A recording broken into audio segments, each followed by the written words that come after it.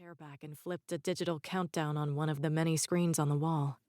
It started at 15, then flipped to 14:59:59, as if it were taunting them with the second they'd already lost. Laura shook her head at the missing hours they no longer had to work with, really wanting to punch Dunbar. What had he been doing for all those freaking hours? "Why don't I take Mr. Dunbar to a separate room? We can chat there." Jennifer stood up, smiling at Dunbar, obviously eager to get involved, but not wanting to wait to be assigned something like sifting through paperwork. Nick hesitated. His father's colleague was sweating bullets. He must know something. Laura had seen Nick take away Dunbar's phone when he'd first come in, so all he'd have to entertain himself in an interrogation room would be the mirror. Laura didn't wait for Nick to reply. After all, technically, she was Joint Chief. Yes, good idea. See what you can get out of him.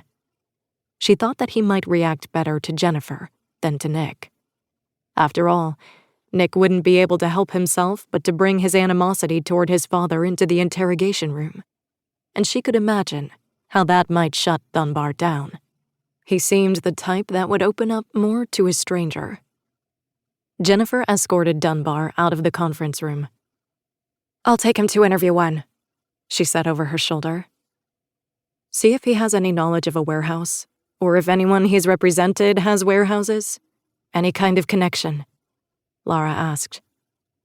Jennifer flipped her notebook toward Laura and pointed at the third bullet point. "Already got it, boss." "Ez."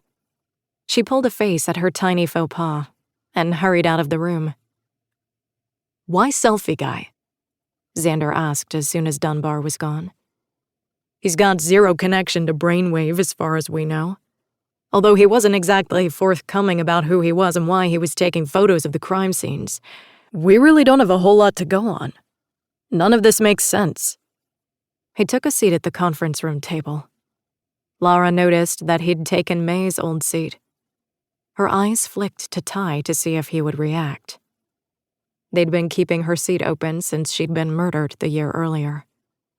She couldn't even tell if he'd noticed. Maybe not being in the running for section chief had given him a wake-up call about accepting that May was no longer with them. As soon as the image had flickered up on the screen, Laura's instinct had been to dash to Victoria's office and update her. But Victoria was no longer with them because of this dirtbag getting his kicks from messing with them. "His name's Benjamin Johnson," Xander said, reading from an NYPD surveillance file. He punched the name into his rough Brainwave database. "Nothing from Brainwave, and according to the surveillance team, no evidence that he was ever of interest to the police." "Wait, who's Ben Johnson?" Nick asked, distracted. "Selfie guy." He shook the paper file. "Surveillance report?" "Ben Johnson works at Best Buy in the cell phone department. According to coworkers, he started testing the phone cameras, then set up a website after he found himself at the scene of the first bombing. Oh, God. Let me look." He keyed into his laptop, then sat back, shaking his head.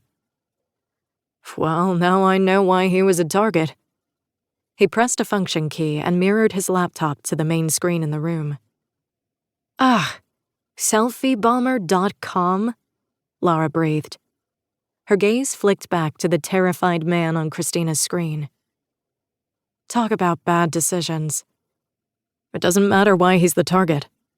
All that matters is that we find him in the next 15 hours, Nick said authoritatively.